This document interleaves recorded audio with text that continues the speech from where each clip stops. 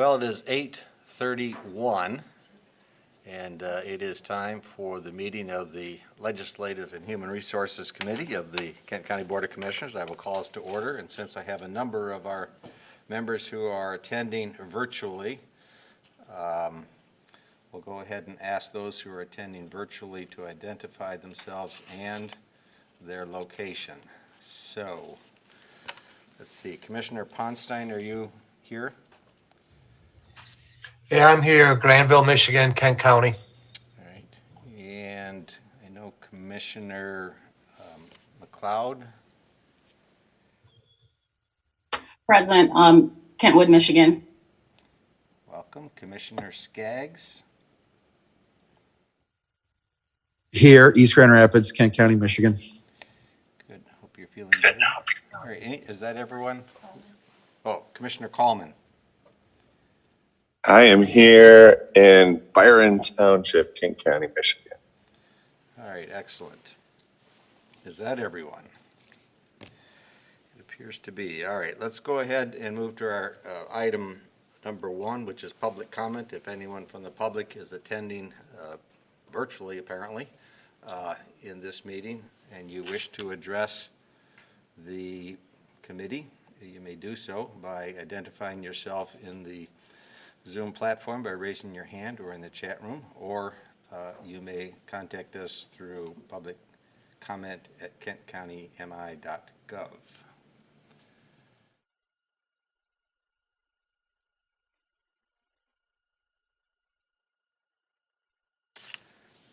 Okay, with that, then we will move to the next item, which is approval of the minutes and the work session for April 27. Is there a motion? Moved by Burl. Okay, moved by Commissioner Burl, supported by Commissioner LeGrand. Any discussion? Not. All those that support say yes. Yes. Yes. Yes. Yes. All right, it is approved. Let's move to the next item, which is a report from Potomac Strategic Development. Steve Carey, I thought I saw online somewhere. Yes, sir, I'm here. There you are. Very good. Welcome, Steve. And we'll give you It's a pleasure. Thank you, everybody. I will give you the screen, or at least the platform, and go ahead and make your presentation. Very good. And I'm joined by Charlie DeWitt. We will tag team as we have in the past. There's a lot to cover. So let me just go ahead and proceed. As you know, Congress has, the House side has gone through its submittals for the House appropriations bills for fiscal year 22. They're in step 1, doing the best that they can. The administration has not yet submitted its full fiscal year 22 budget request. So the House is doing the best it can and holding hearings on a variety of issues from agriculture all the way to Veterans Affairs and everything in between. The Senate side is now also doing the same thing. That's the big picture. Let me talk a little bit about the funding that was provided through those COVID stimulus programs.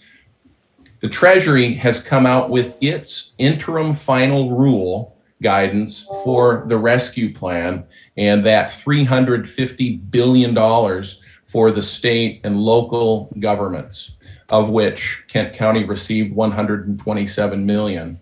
As you know, the funding can be used to support a variety of needs in response to address the virus and its implications on the economy, lost revenue, economic stabilization for households and businesses, and so forth. That just came out yesterday, and there will be more to come. I'm betting that the county has already received some guidance, but we have sent that also to you yesterday. These funds can be used to make investments in water, sewer, broadband infrastructure, and so forth. So that is a work in progress. Feel free to call us if you have any questions. The president's major infrastructure plan that he is called the America's Families Plan and the American Jobs Act has been introduced. The president is making trips across the country trying to sell that plan. As I've reported in the past, there is a philosophical difference of opinions between the Republicans and Democrats. In previous years, the Congress and administrations have proposed infrastructure to include mostly roads and bridges, highways, and so forth. The majority would like to redefine infrastructure to include other things like broadband, like workforce, particularly in the area of health, workforce, and so forth. So there is a lot of back and forth negotiating. And this Thursday, the president will be meeting with what we refer to as the four corners in Congress, and that is the Senate leader, the Senate minority leader, and the House Speaker and the House Minority Leader to hash out these differences. The president had proposed a nearly $2 trillion in the roads and bridges infrastructure. The majority leader, the minority leader, Senator McConnell, is suggesting it shouldn't be no more than $800 billion. So that will be a work in progress as well. Let me turn it over to Charlie for other things that he's been tracking. Thank you, Steve. I just wanted to kind of follow up on what Steve said. A lot of the attention right now, of course, is on these infrastructure bills, which total about $4 trillion. And those are the proposals that President Biden has put forward. As Steve said, there's the American Jobs Act, which includes traditional infrastructure. And of that $2 trillion plus, there is about 620 plus billion specifically in transportation infrastructure. And of that, 115 billion would be for bridges, highways, roads, streets, et cetera. And that would also include 25 billion for airports and 85 billion to modernize transit. So there's a lot in there that is not specifically related to roads and bridges. And I also wanted to mention the other part of that is the American Families Plan, which the president discussed during his State of the Union address. That's 1.8 trillion, and 1 trillion of that is for direct investment. The other 800 billion would be for tax incentives, tax credits for childcare, earned income tax credit, subsidies for the the Affordable Care Act, et cetera. And there's a lot in there for education.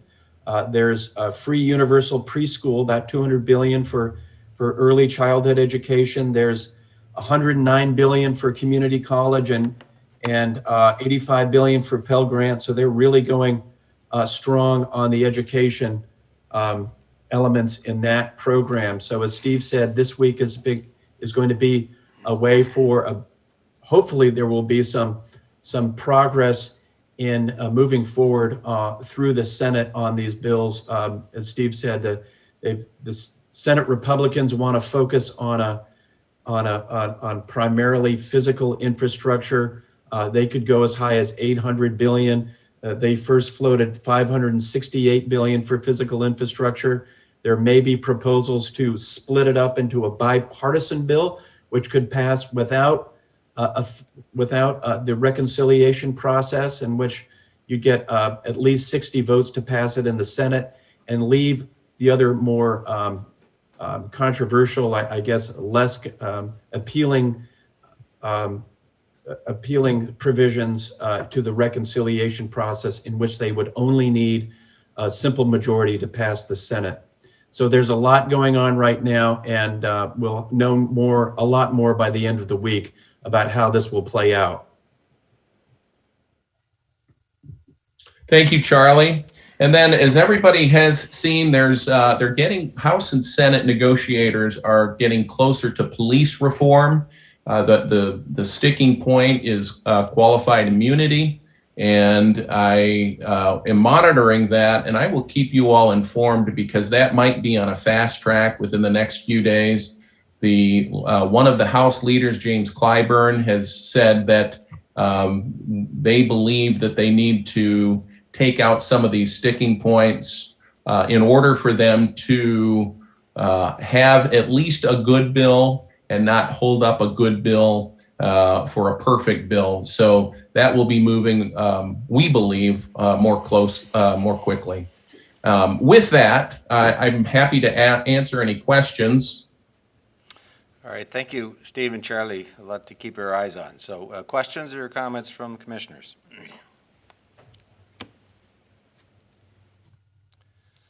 While they're considering, one thing, if you can explain a little bit more, if you have a handle on that. I know in the American Rescue Plan, and you went through it again, one of the four components for expenditure is this water, broadband, and then you use the word, quote, and so forth. How broad is the, quote, and so forth under the Act? Great question. I will, since the guidelines just came out yesterday, we're still looking through that. I believe there will be more flexibility than less, but as we have learned last year, when money started coming through those initial stimulus packages, we were all, I think, surprised. I think blindsided is a harsh word, but a little surprised at some of the changes after those funds went out. So I would caution you that before you engage or spend, we'll want to make sure that those projects are covered. So if you have a category or a question in particular, please reach out and we will investigate it more quickly. Otherwise, we have to go through these guidelines ourselves. Well, thank you for doing that. I called them up online and started reading them and then gave up, so appreciate that. The other question I had on the American Rescue Plan, as I understand it, it will come in 2 installments, and those funds will be paid to, in this case, the county, without any programmatic identification for it. It just simply be a check or transfer of funds. Is that a singular transfer? And if so, as it was within 60 days, so it must be almost on its way? Okay. Well, I Charlie has been tracking this more closely, but I know that they do want to get dollars out the door more quickly, sooner rather than later, just because the economy requires it. Charlie, do you have anything to add? Yeah, I think, this is, I think the Treasury Department wants to act as soon as possible. So as soon as you get as soon as counties get their applications in, they can start, processing that. As far as the exact date that it's expected to be returned, let me follow up with you on that. I think I need to check on that for you as far as the expected time it takes for turnaround on those requests. And the total is I think 127 million for Kent County alone. So I think they are, again, as Steve said before, they're pretty flexible about where that funding can be applied. But I think that would be a question where I could follow up with you as far as exact dates and expectations. And then the last clarification, we as a county recipient would have significantly more time flexibility in applying these funds than we did with the CARES Act. As I understand it, we'd have right through the end of 2024 in which to apply the funds. Yes, sir. And to that point, that's where some of the opponents of this package were a little perplexed. But on the other hand, I've heard anecdotally from some of you and other of your colleagues across the country that this pandemic wasn't just a short-term impact. It wasn't just a one punch and funding comes through and we're back to normal. This allows governments like yours the flexibility to spread it out as needed. I think Commissioner Ponstein, you have your hand up. Thank you, Chair Steck. So just two quick questions. Should not surprise you coming from me, but remind me again how they're planning to pay for all this. Is it through budget cuts, tax increases? And there's trillions going out the door, and I don't see Congress having the backbone to raise the amount of taxes needed. So down the road, someone's got one heck of a bill that they're going to be thrown on their lap in the future. It's a good question or a point to make. This package was not offset through taxes or cuts. This was they viewed it as an emergency, and so they believed, and some of the staff in the administration had felt and crunched numbers to point to if there was not some sort of injection into the economy, that the cost to the economy and revenues into the Senate or into the government coffers would be so much lower that the debt would increase more quickly. That's their contention. The other side, of course, in line with where you are, is that it was not paid for, and we're going to have to pay the piper further down the line. Where that actually comes out, we won't know until maybe another year or so. But I would like to say that with these other packages that are coming through, the administration is looking for offsets through tax increases, and the Republican side are looking for budget cuts. They tend to look at discretionary cuts, but really those are drops in the bucket. They need to look at mandatory spending, and that's another point of contention between the two sides. So I would add to that, Steve, the $4 trillion that we discussed earlier, some of the ways that the president would plan to pay for that is to raise taxes on people making over 400,000 K a year, and he has said that he will not tax people who make under 400,000. They would also raise the corporate tax rate and other tax increases as part of that. That it is not determined yet whether that would cover the cost of these investments and tax cuts. The Republicans in their physical infrastructure package would pay for it mostly by user fees, but they would not include corporate taxes and taxes on people whose income is over 400,000. Commissioner, we digress because we started talking about the projects that are now being discussed, not the ones that we just reported on. So kind of got ahead of ourselves, but does that answer your question? Well, it does, but I'm concerned from a county level because when it hits the fan, it's going to be the local units that are going to be cut monies and dollars going into the people. I mean, this is a large chunk of money, and I think we've learned that if you raise taxes on corporate America, they're not going to pay more. They're going to pass those costs on to individuals in higher prices, inflation pressure. Those of means have ways of hiding their income. I mean, for heaven's sakes, our tax code is what? 10,000 pages long, and it's all earmarks to those with means and privilege to not pay taxes. So, I'm just worried at this end. We're doing all the spending, no answers of how we're going to pay for this. And I don't know if you've seen out in the public, but I'm seeing inflation starting to rear its head. And I know the economic advisors are saying, oh no, there's nothing to worry about. I think the day's coming where we're going to be really got our hands full. So I'll just leave it at that. Thanks for your comments. Well, thank you for your observations, sir. And I would just make the point that party affiliation aside, it's my observation that this delegation is an understanding delegation.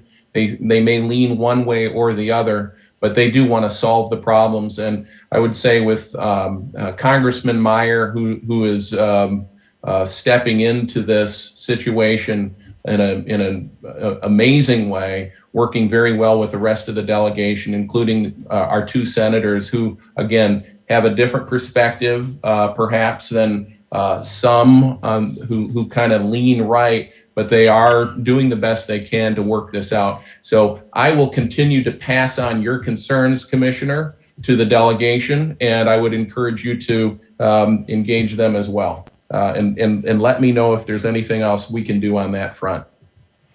Steve, may I just clarify a question that came earlier? According to the Treasury Department, the first tranche of funding will happen this month. That's about 50%. And the next 50% will be provided to local communities over the next year, All right, thank you. according to their Thank you. for according that. to their statement. And they also, the Treasury Department, they came out yesterday with, some of the different expenditures where this can be used for, and it indicates some pretty broad flexibility to decide how best to use this funding based on the needs of the community. Commissioner Skaggs, you have your hand up.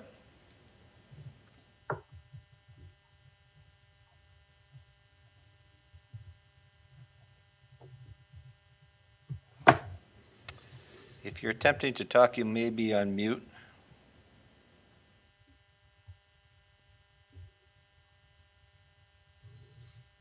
Okay, how's that? That's much better. Thank you. Thank you, Chair. Yes, I just wanted to call attention to the phrase that was just mentioned.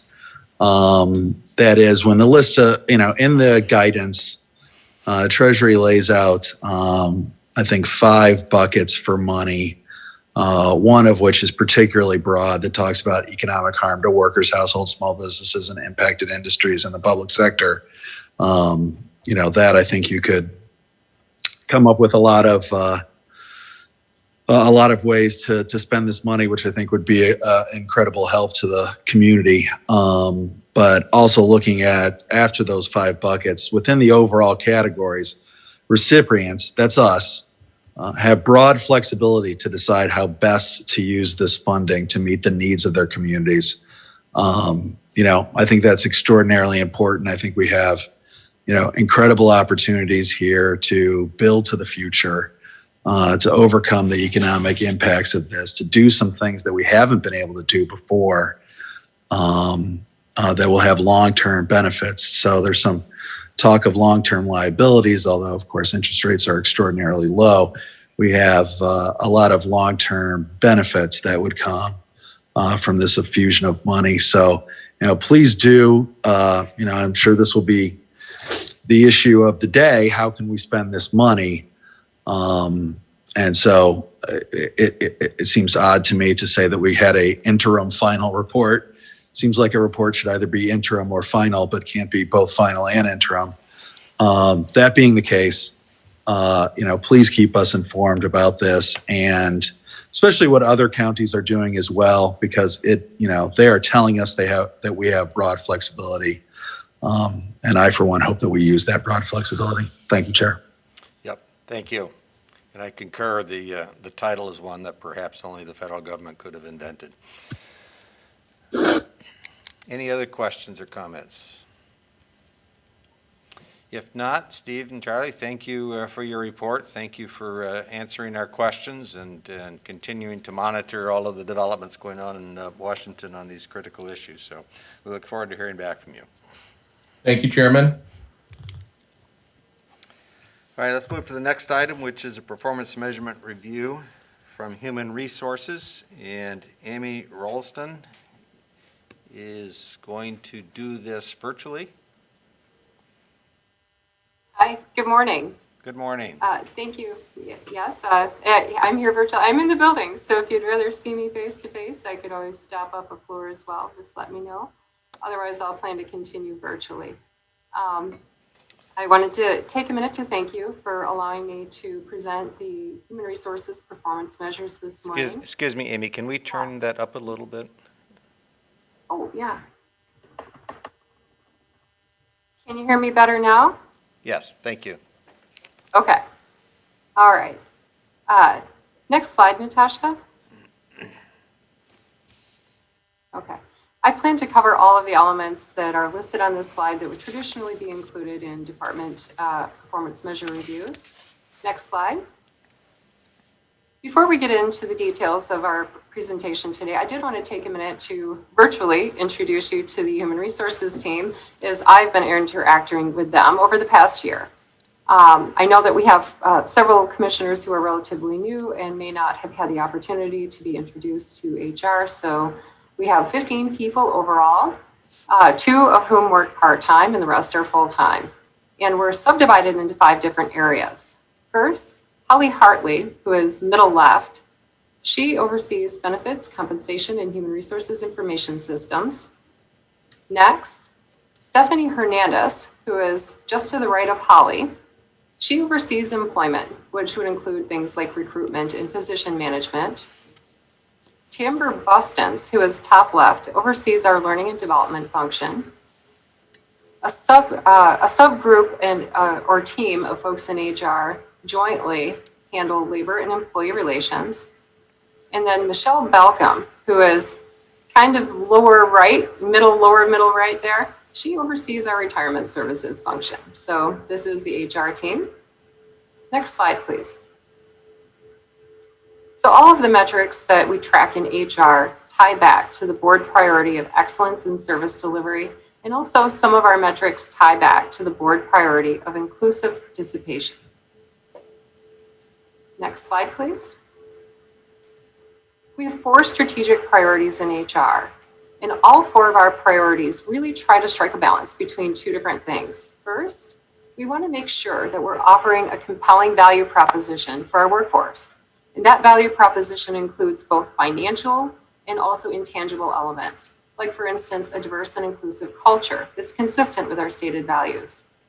However, on the other side of the coin, we need to make sure that we're offering that value proposition in a cost-effective and sustainable way.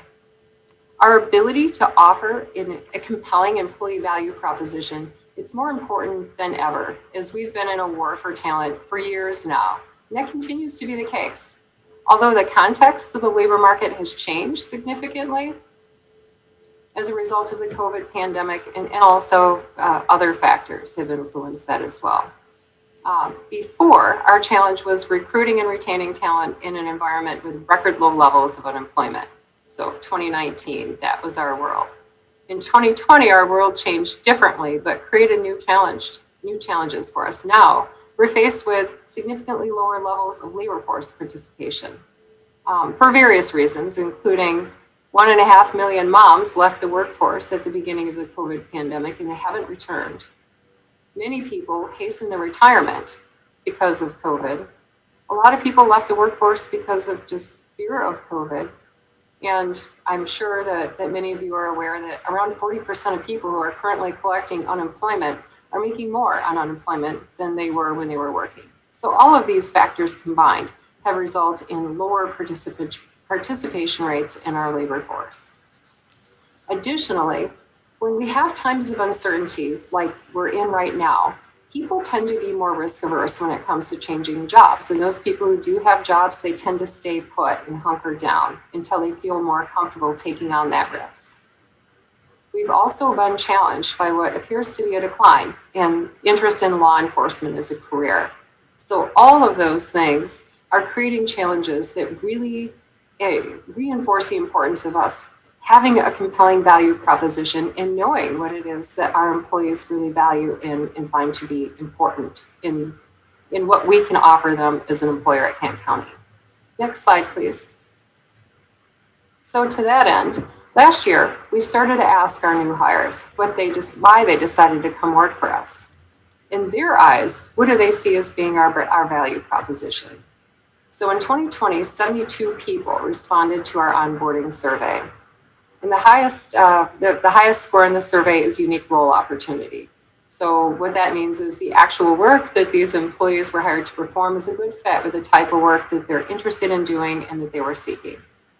Additionally, approximately half of the survey respondents said that the county's pension and the county's benefit programs were a key reason why they chose to come work here. A similar number of employees were drawn by the county's good reputation as a place to work. Our goal here is to really better understand and to also to leverage the elements of our value proposition to improve our ability to be able to recruit and retain talent. Next slide, please.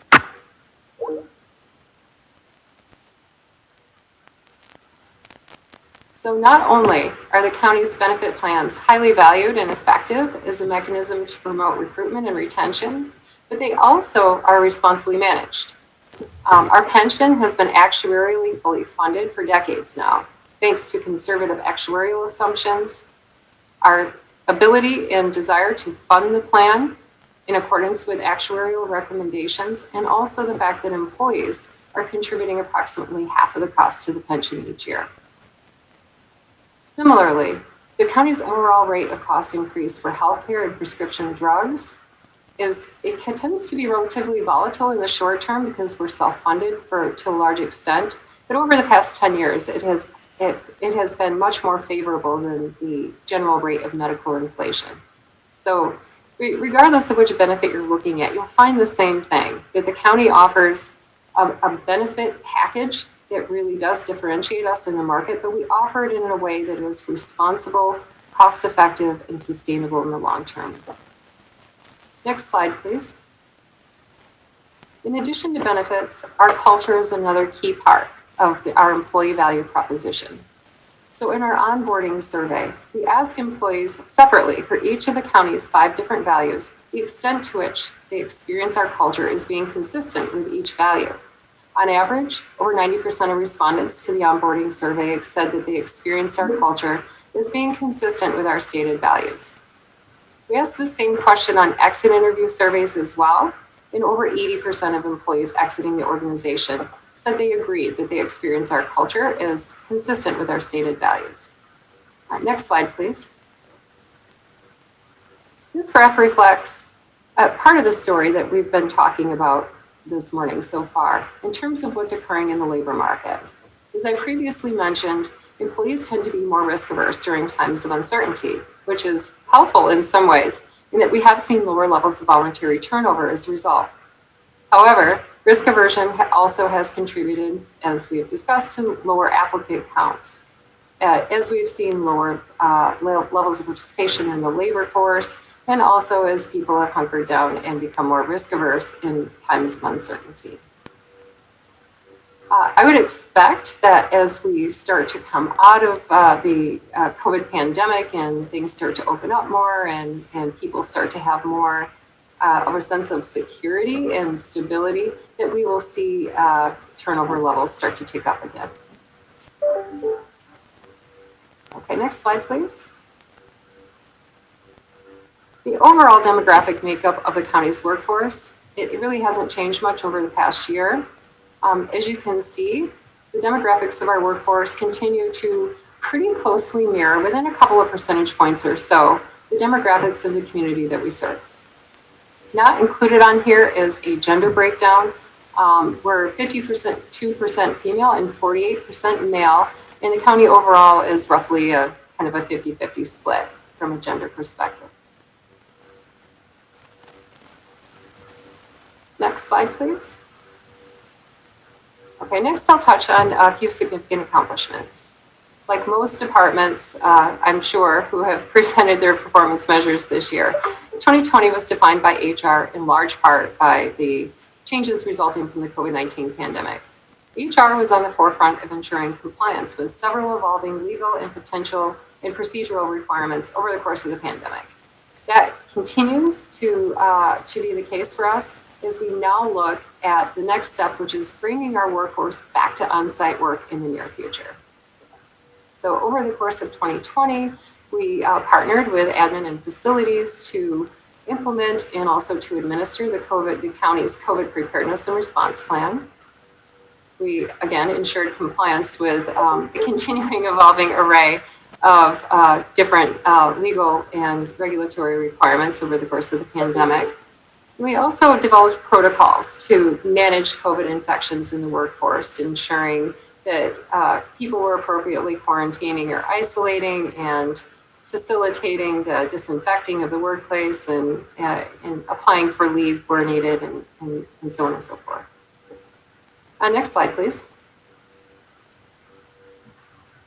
Every area of HR, as was the case with pretty much every department here in the county, had to quickly change how work was performed in order to continue to provide services in a virtual way as a result of the pandemic. I really can't overstate how incredibly proud I am of the HR team for their commitment and to their commitment to service and their truly tireless efforts. They were available whenever I needed, evenings, weekends, and they really put their whole heart and soul into making sure that we could continue to keep the employees of the county as safe as possible and continue to provide the HR services that were still needed over the course of the pandemic. That demand didn't go away. I wanted to particularly highlight the work that was performed by Tamber Bustins, who oversees our learning and development function. Tamber, in pretty short order, moved our L&D programming, which was entirely face-to-face, all to a virtual format. And she also additionally supplemented our L&D programming with weekly offerings that were specifically relevant to the challenges that people were facing at the time of the pandemic. I would imagine, and as we're kind of looking at our planning, that a lot of the additional flexibility that offering some things up virtually affords us will continue even after people return to work on site. We also we worked with county admin as kind of different unique challenges in our workforce associated with COVID did arise to identify what types of flexibility and in some cases incentives were appropriate, and we implemented and managed those as well. And we, over the course of this, in 2020, we processed over double the normal number of employee leaves that we would typically see. Next slide, please. As we look ahead, there are several areas I wanted to highlight. First, starting in early June, the county will commence negotiation of wage increases for 2022 and 2023 with almost all of the county employee represented groups. We also plan to continue work that started last year in terms of creating a formal succession planning process for leadership roles. And as we've mentioned, we anticipate continued challenges with recruitment as more employees open and rehire workers in response to the lifting COVID-19 restrictions, particularly if workforce participation rates don't fully recover from their current levels. We also anticipate higher levels of voluntary turnover as the labor market becomes more competitive and people feel more comfortable, take on the risk to change jobs. And we anticipate continued challenges in recruiting talents for careers in law enforcement if trends that we've been seeing, such as fewer people attending local police academies, continue. And then last, we have two system implementations that are relatively significant. The first is a major upgrade to our HRIS system that is anticipated to start around June and to take between 12 and 18 months to complete. And the other system implementation that's underway is for a new learning management system countywide. Next slide, please. I wanted to thank you again for allowing me the opportunity to take a few minutes to present a high-level overview of 2020 HR performance metrics and challenges and what lies ahead. And I'm happy to answer any questions that anyone might have. Thank you so much. Thank you, Amy, for your report. We'll see if there are any questions or comments from commissioners. Yes, Commissioner Hennessy. You do have to push the button on. That was very interesting. I was intrigued to hear that one of the reasons people come to work here is because of the unique role opportunity. And there's a lot always said about, the pay and the benefits. And you touched on succession planning. I'd like to hear you talk more about that. But also how we develop job descriptions and how that becomes an ongoing type of thing that we assess and work on what the descriptions of the positions will be? Yeah, I think that's a good question as we look at succession planning. I can give you an overview of the process that we've gone through so far. We developed a work group that includes representatives from HR and county admin, and working collectively, we benchmarked practices that other public sector organizations had taken on to put together succession planning programs for their leadership. And we identified a couple of vendors that we thought might be viable to help us to implement our own process. And we landed on DDI, Dimension, I don't want to get the acronym wrong, but DDI is an organization. They're kind of known as the father of competencies in the space of succession planning. So we thought that their competency-based model would be appropriate for Kent County. And we have partnered with them, and we have so far worked with a group of representative members of top leadership to identify a competency model using DDI's competency library that we believe really defines the elements that are necessary for success in top leadership roles. So those competencies will be combined with other elements that are part of what's called a success profile. So that would include people's personal preferences and personal strengths and weaknesses based on kind of how they're hardwired or their personality. And we have a tool called the Predictive Index that we use to measure those things already. And behavioral requirements. So the values really are going to be the core of this. Anybody who's going to be successful in a leadership role is going to have to really display the values that we expect in their behaviors here as a Kent County leader. And then also kind of the nuts and bolts of knowledge, background, experience, skill set, those types of things. So all of those things together form the basis of what we would expect to be the requirements for success in these top management roles. So we've got the model, and we plan to replicate that same process to make sure that we have a valid model for middle management and also for frontline leaders, because we believe the competencies that are going to be required for success in those roles are likely to be different than the competencies required for success in top management roles.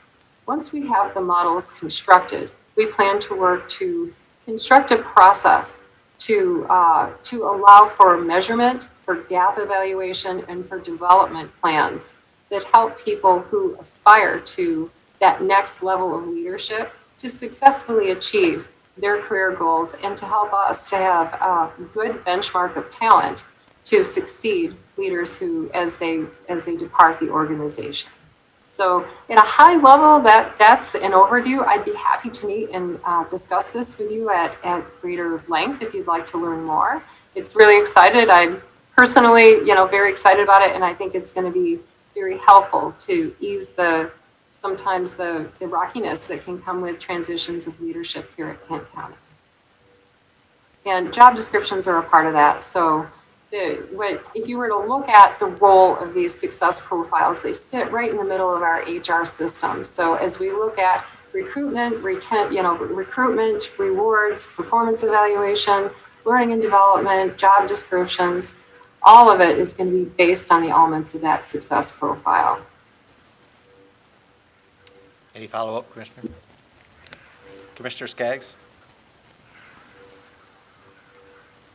Thank you, Chair. Amy, just two quick questions. One, you mentioned about a return to in-building, face-to-face work in the HR department. What's your timeline for that? When do you think that you'll be able to get most of your team, most of the days back in the office? Well, we formed a subcommittee that includes representatives from legal, county admin, and facilities, public health, and the courts that have their own kind of set of requirements under scale. And that group is scheduled to meet on Wednesday to discuss a plan to make sure that we take into account all of those elements as we phase people back into on-site work.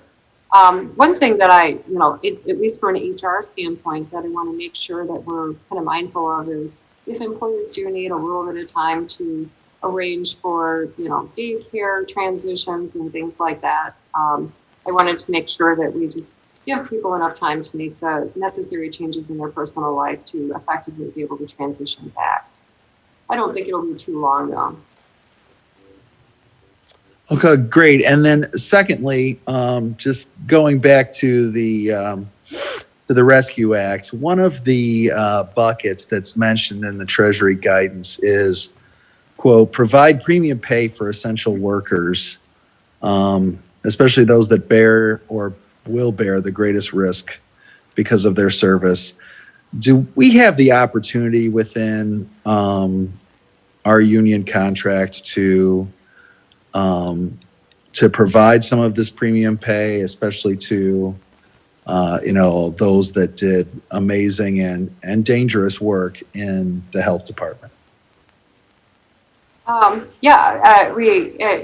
would see that as being something that I would be looking for direction from the Board of Commissioners in terms of how you want to prioritize the allocation of that money. And if it was determined by the board that was, the appropriate way to prioritize, we could absolutely, facilitate that happening through HR, working with our bargaining units.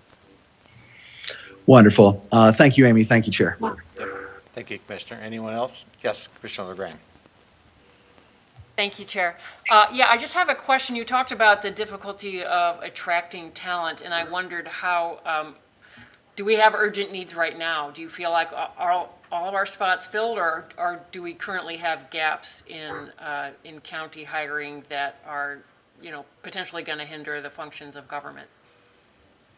Well, there are a couple of areas that are on our radar. One is at the Sheriff Department. They are actually doing quite a bit of hiring in anticipation of retirements. So that's something that, it's on our radar, and we're kind of looking at making sure that we can be competitive and that we aren't in removing any possible barriers that might not allow for the successful onboarding of quite a few people in a relatively short period of time in anticipation of that, and also some other just temporary staffing needs that have resulted from the COVID pandemic over at the Sheriff's Office.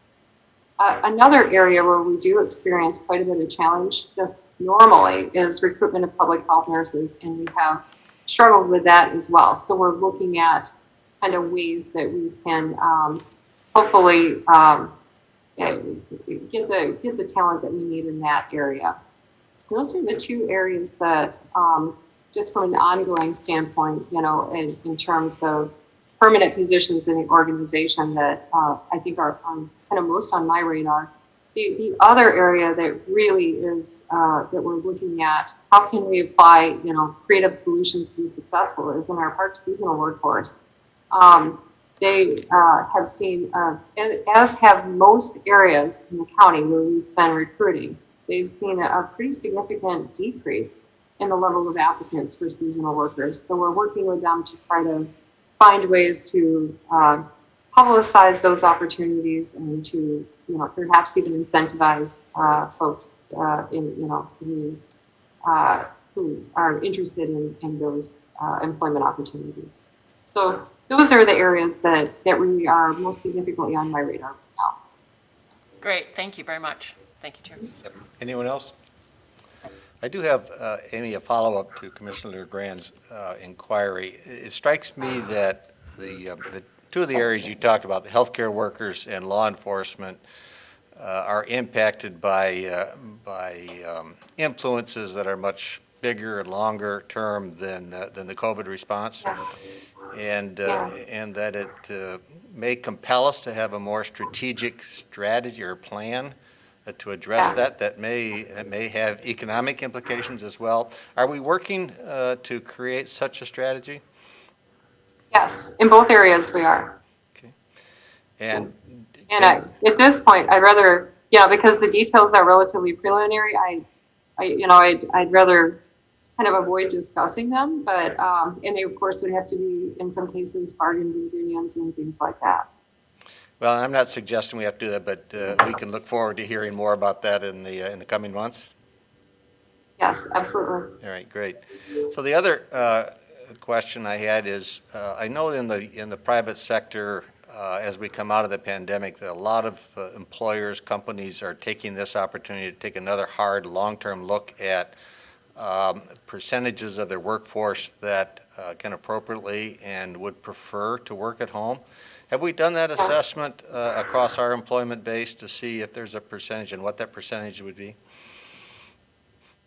Yeah, there is a percentage of our workforce that, has over the course of the COVID pandemic been able to successfully work from home.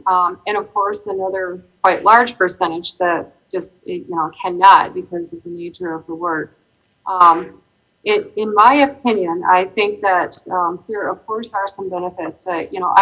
I'm expecting that from a recruitment and retention standpoint, that those employers that can allow some flexibility for those jobs where it is possible to allow that, I think they're going to have a significant competitive advantage in the marketplace for labor and for talent.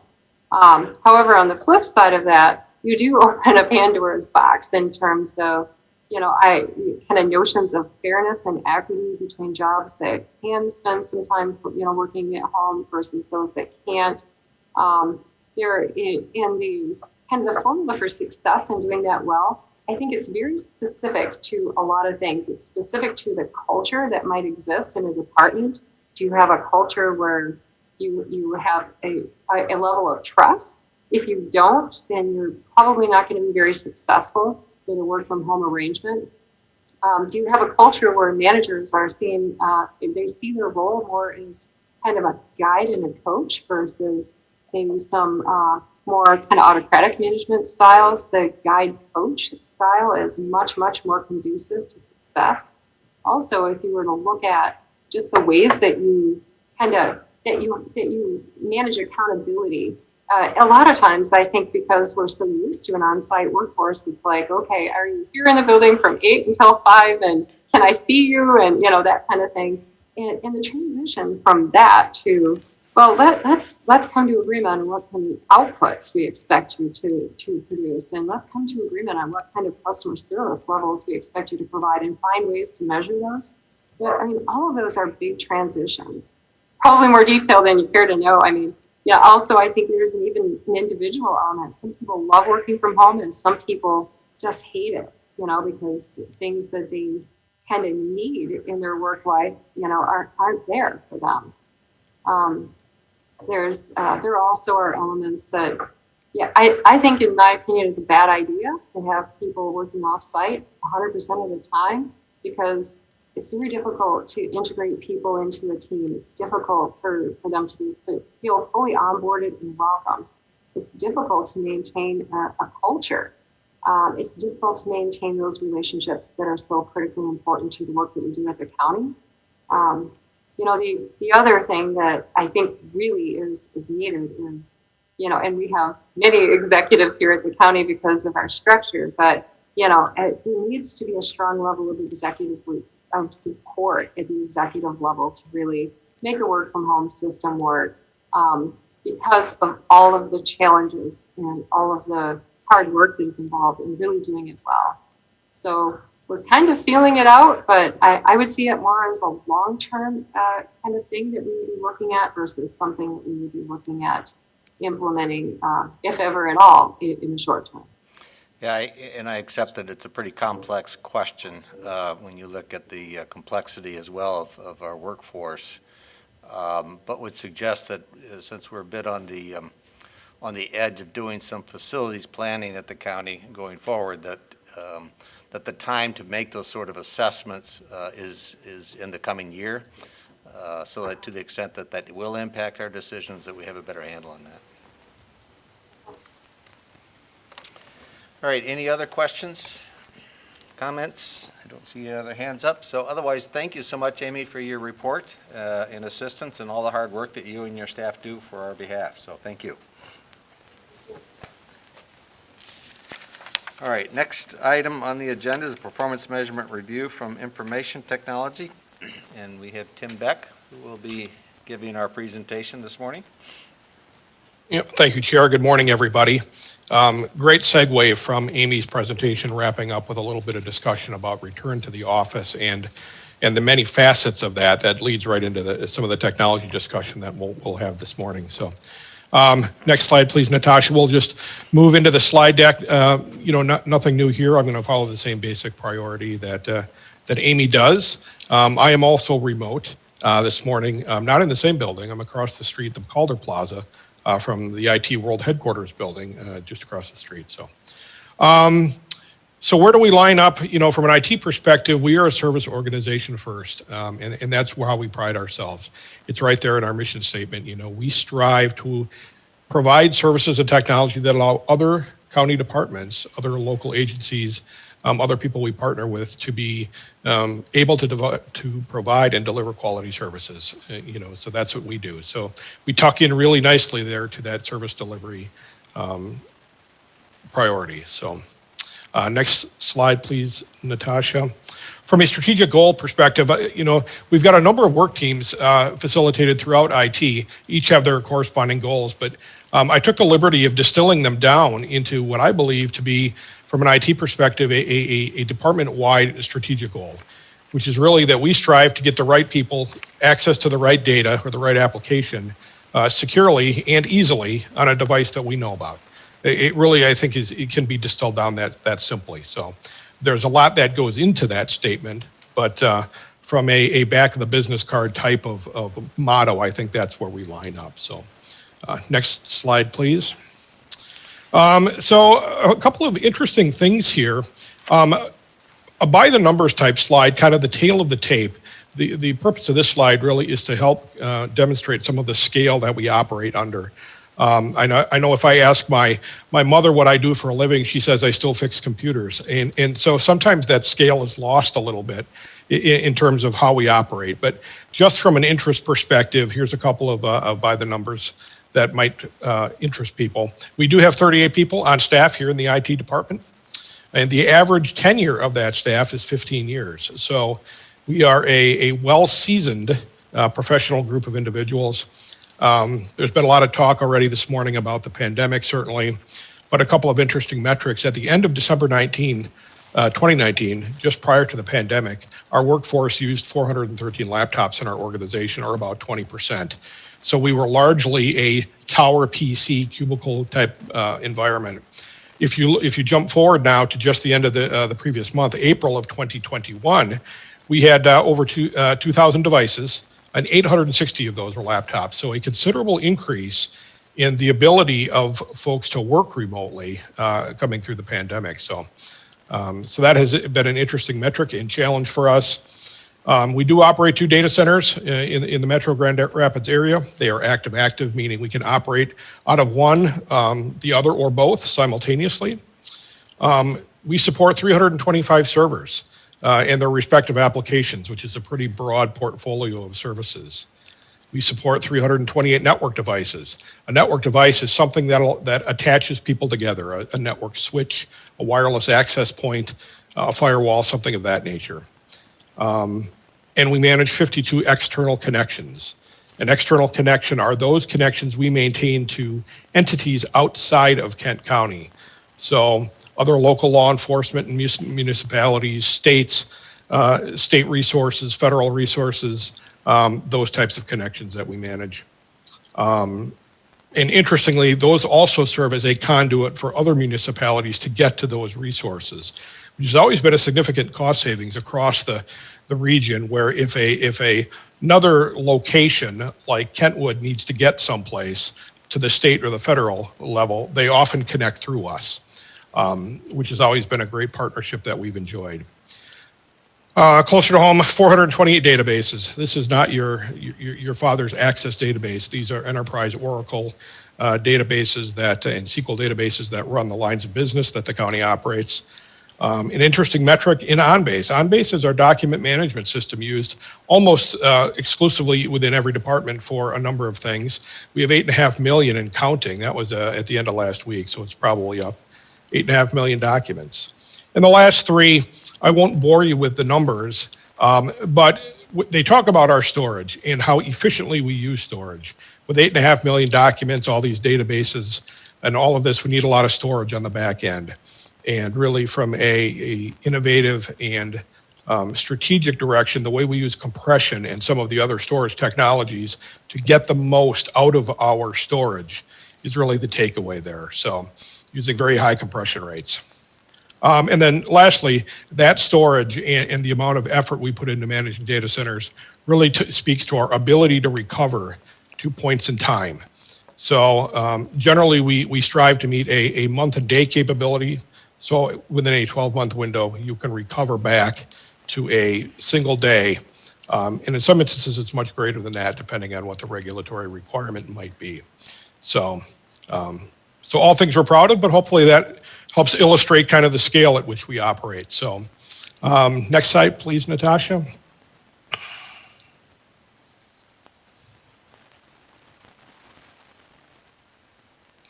All right, so talking about a couple of our key performance metrics, these are interesting if you keep in mind the previous slide.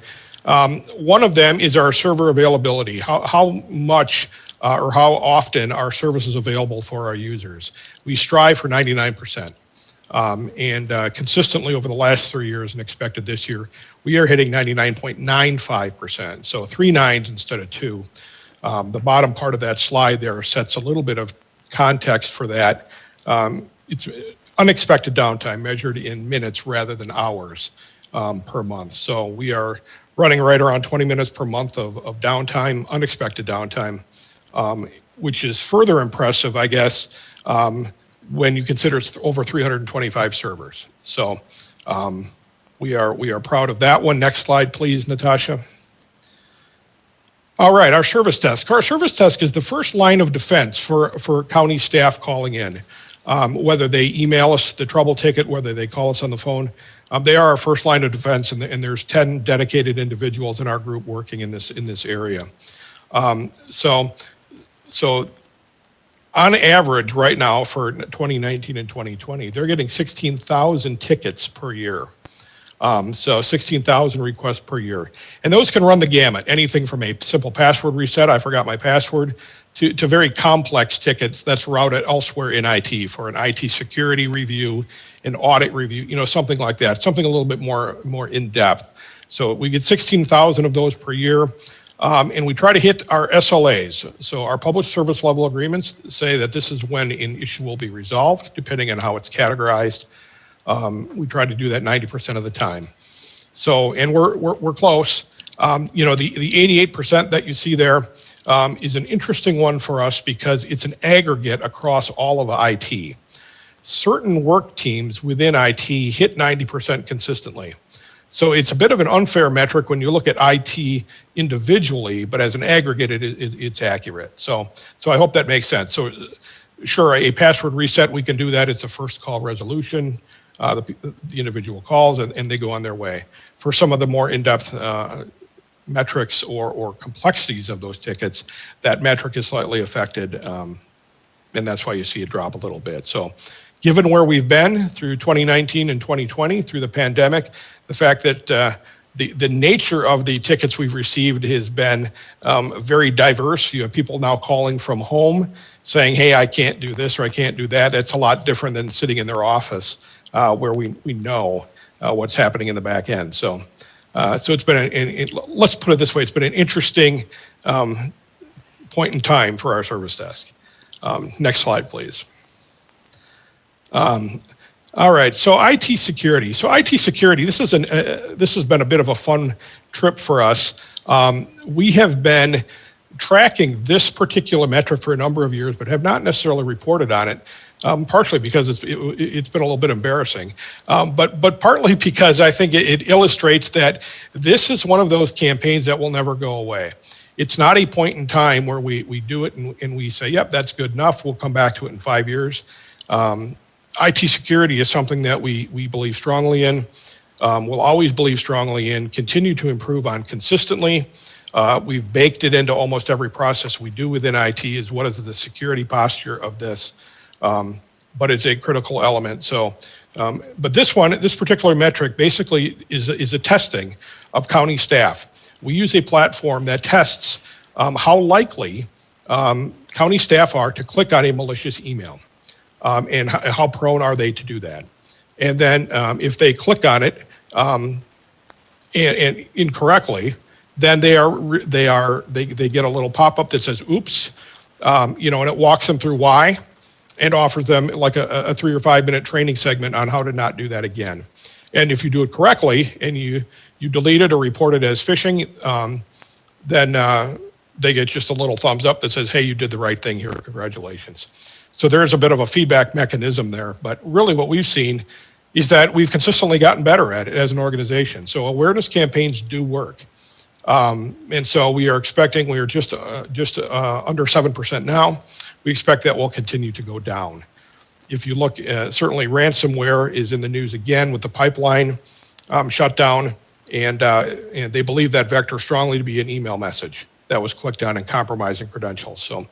So something we take very seriously. So we are where we need to be from an industry best practice. If you look at the final bullet there, but the reality is we want to be as close to zero, if not at zero. So, and just a tidbit, the email people are most likely to click on and get themselves into trouble is one for free food. So,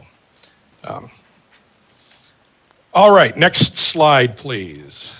So we'll wrap up the key performance metrics here, talking a little bit about the website, Access Kent. If you look, the objective here is to continually increase traffic. And we'd like to see 5% annually. If you look at the huge jump between 2019 and 2020, almost 2 million hits, that is largely a result of the pandemic and some of the other changes that were made to Access Kent as it relates to the ability to make online payments in different areas, so that people weren't needing to go out and come downtown. So there were some changes that drove some of that number up. And then at the bottom there, working a number of collaborations, Health Department, Lori Latham, the Administrator's Office, a couple of other websites. We also host the Vaccinate West Michigan most recently, and that has seen almost 1 million visitors now, with about 80,000 vaccine registrations. And then mid last year, the Back to Work initiative, as it related to the distribution of PPE and things of that nature, garnered about 50,000 visitors as well, back to May of last year. So, and then lastly there, we continue to see the majority of our traffic coming to Access Kent being delivered to, requested through mobile devices. So your tablets, your phones. Last year it was 54%, this year it's 57%. So that number continues to be the majority. So what does that mean as far as active content and being able to size content and display it effectively on the website is something we always look at. So next slide, please. All right, so a few of the significant accomplishments here in 2020, just like I'm sure you've heard, you'd be remiss not to say the vast majority of 2020 from an IT perspective was spent dealing with the county's response to the pandemic and supporting the needs of these departments that were all faced with the same thing. To be fair, we had to learn to work remotely ourselves in many cases. And how do we learn to work remotely? By helping you to work remotely. There were some very, very interesting challenges there.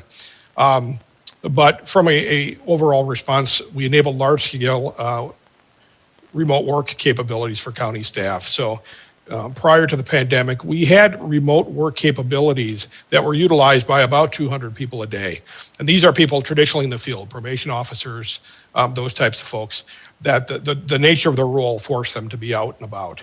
But we did have to scale that up. At the height of the pandemic, we were seeing about 1,000 connections per day at times for remote work. So significant increase. And I think when you look at the laptop number, the remote capability number, we're safe to say that we have transitioned the workforce into a remotely capable workforce. To some of the points earlier about we aren't perfect at it, we have the capability, but that doesn't mean we're good at it. So there is still work to be done. When you measure ourselves against other organizations that do remote work routinely and have done it routinely for a number of years, we have a ways to go. And I think that's part of the challenge here over the next couple of months as we consider our return to the office plan.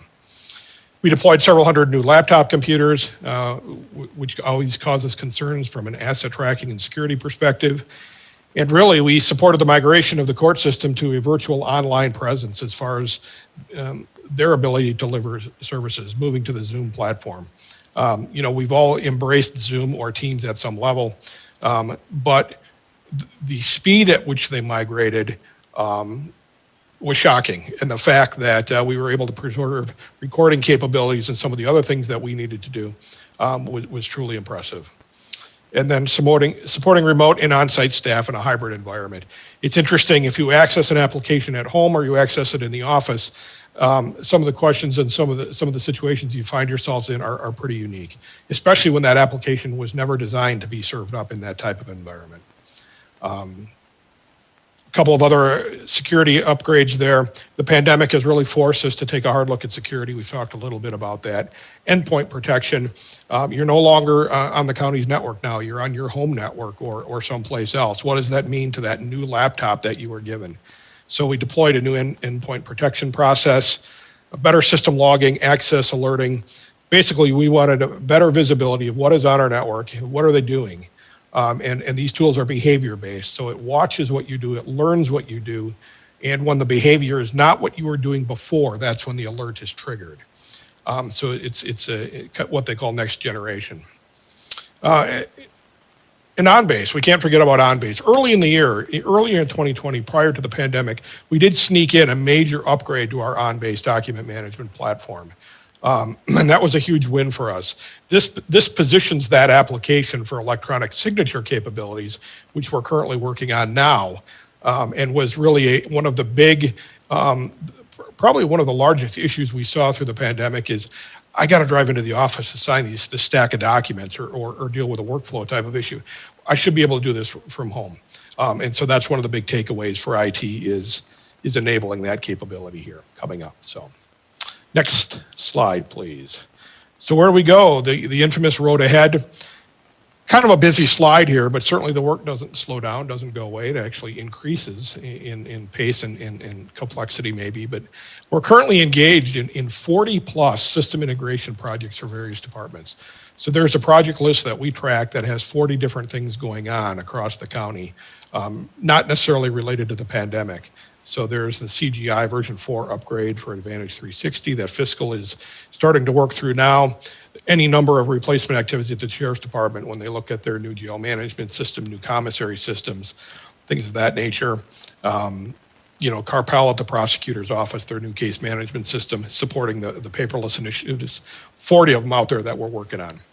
And certainly the new buildings as well as far as the North County property and the new parks buildings. We have a new phone system to implement. We've landed on Ring Central after an exhaustive RFP process, so we will be going with a cloud-based phone system here, beginning deployment here within the month. So we are very excited about that. One of the other major challenges through the pandemic was the ability for us to utilize our phone system well, simply because it was 20 years old and never designed to be used in a fashion like the pandemic required, such as how do I answer my 632 number from home or on my mobile phone. So we are excited to be able to get through those challenges and deploy that. IT security will continue. We're looking at multi-factor authentication. We're already using it in some places, but better using that throughout the organization. We talked about OnBase a little bit, but actually implementing digital signatures in workflow. And then we recrafted a position. We had a vacant position in IT that through some gap analysis, we identified the need for a senior IT business analyst. And this is basically a proactive role to go out, identify pain points throughout the county in the various departments and help increase their efficiencies, capabilities, and use of our portfolio of services so that they can better do what they need to do. So we're excited about that position. I think it signals a better move for us from being reactive, waiting for that phone to ring, saying, can you help me, to proactively engaging them and saying, what do you need help with? And here are some technology solutions that we can bring to the table for you. So we're excited about that. We do have to support the CGI, the big version 4 upgrade that is currently being planned. That's a 12 to 18 month exercise. That will have a significant IT impact on report writing, scripting, and some of the other things that are needed. And then certainly, last but certainly not least, is Access Kent. We've seen an increase in that site, and just from a continuous improvement perspective, where do we go? How do we keep that moving forward? So, next slide, please. A few acknowledgements, certainly IT leadership and staff. Unexpectedly, I was actually out in 2020 for a couple months due to a significant medical issue. So I was actually out of the office. And kudos to our senior IT manager, Janice Rockburn. Janice stepped in, literally got thrown into the fire during the budget cycle, and did a great job, and just a great professional, great person to work with. Our other IT leadership, Bill Elliott, Cynthia Robinson, Jess Middleton, Frank Luthi, Steve Watson, all the IT managers of our various work teams and functional areas. Everybody stepped up through this pandemic. We had IT staff working outside their assigned job descriptions, helping out with the Zoom meetings, helping out with phone system, just, wherever we needed, people were willing to step in. So certainly a big shout out to our IT leadership and our IT staff. County leadership and department directors deserve a lot of credit for giving us kudos. We received a lot of nice thanks and memos and statements in forms such as this, that the great support they've received from IT. And while I am certainly very pleased to hear that and humbled to hear that, at the same time, our department directors are second to none in their ability to give us grace, understand what we can and can't do, and meet us halfway. So, and then lastly, we don't say it enough, the county staff, the general county staff's response to this pandemic has been unbelievable. Watching people pivot and start using Teams or Zoom to do things literally overnight, and taking some of that pressure off us, or bringing things to us saying, hey, did you know we could do this, has been tremendous. So a huge shout out to, through those 3 bullet points, basically everybody at the county for their response. So it is a pleasure to work here. It is a pleasure to work with the staff that we have, and I will leave it at that. So I think with that, thank you for your time this morning. I know that was kind of a brief overview, but I'm certainly willing to entertain any questions folks might have this morning. Great, thank you, Tim, for your report. A lot of information. Any questions or comments, commissioners? Commissioner Coleman, you have your hand up.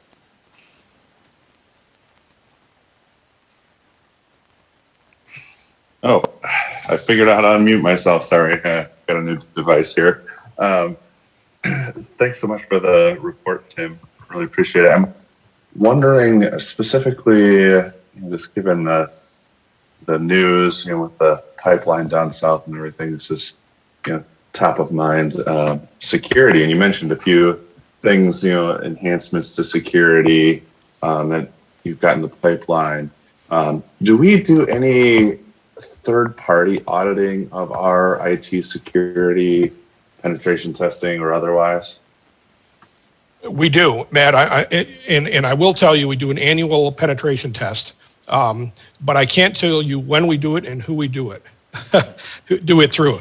It's always one of those things that even within IT we don't know when it's happening, because we don't want to artificially skew the numbers. Sure. But I can't say we do it routinely. I can say that there has never been a significant breach that has been found from an infrastructure perspective. We continue to believe the largest vector to IT security is no longer that perimeter edge.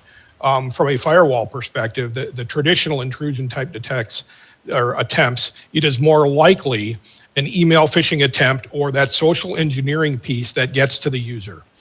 So that's why we believe so strongly in that end user education piece of think before you click. If you don't recognize this email, call the person up and make sure it's legit, that type of thing. We believe strongly that is the vector that we are most exposed to. Makes sense. Yeah. Awesome. Thank you. You're welcome. Any other questions or comments? Yes, Commissioner LeGrand. Thank you, Chair. Yeah, I was interested in the electronic signatures, and you mentioned them in reference to internal workflows. Is there any suggestion that it could ever reach consumers, people who are want to access county services, maybe don't necessarily want to drive downtown? Is there any potential for that? There is, and that's a great question. One of the on-base modules we are looking at does integrate with our website and does offer us, I'll say, the potential to expose some of those types of things to consumer services. I can't speak in detail to it because I'm not sure what they are, but there is a module designed specifically for that we are taking a look at, yes. Thank you. Anyone else? So, Tim, I'll ask my regular question on your perspective on where we are on e-filing at our courts.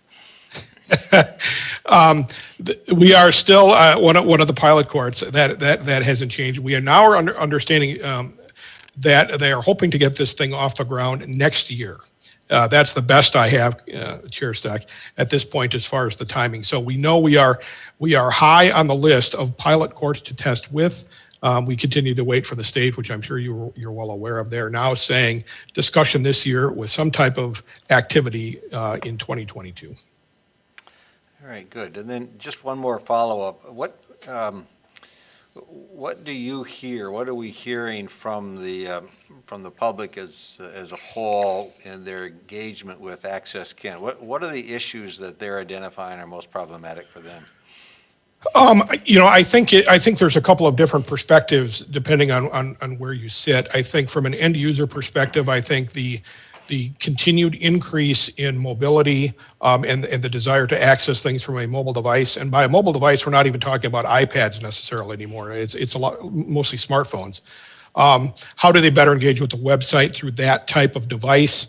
The comment about electronic signature workflow. How do we continually make county services available to the public and do it in a way that they prefer?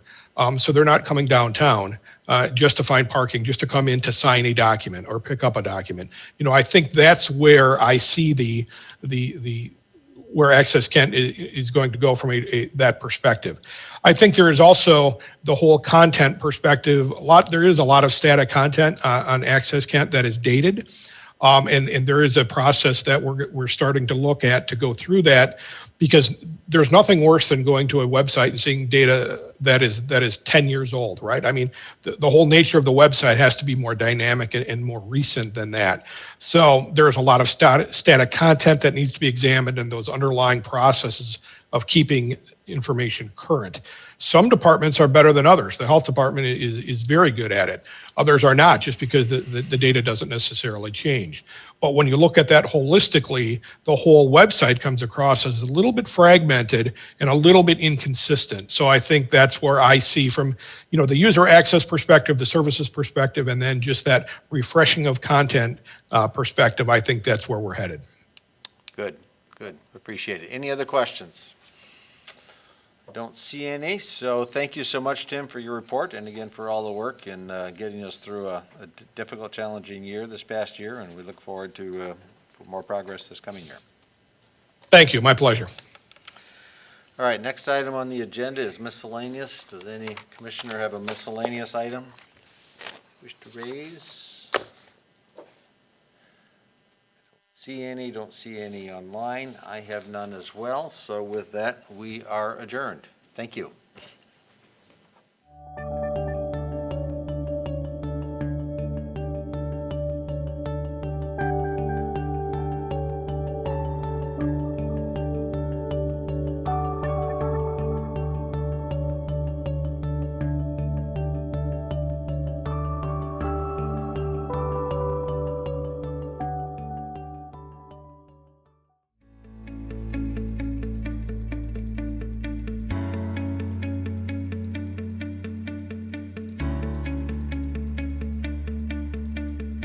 I am Kent County.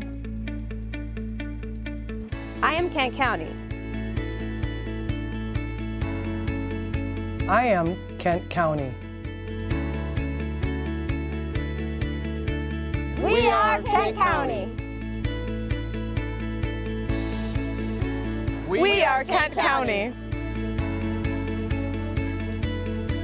We are Kent County. We are Kent County. We are Kent County.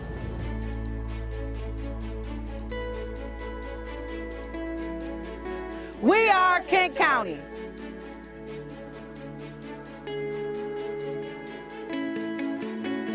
We are Kent County.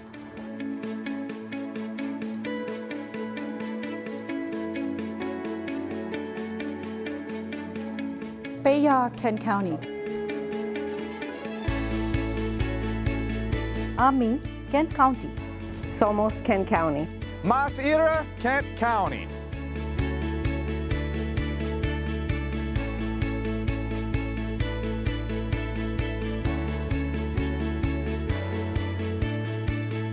We are Kent County. We are Kent County. We are Kent County. Oh yeah.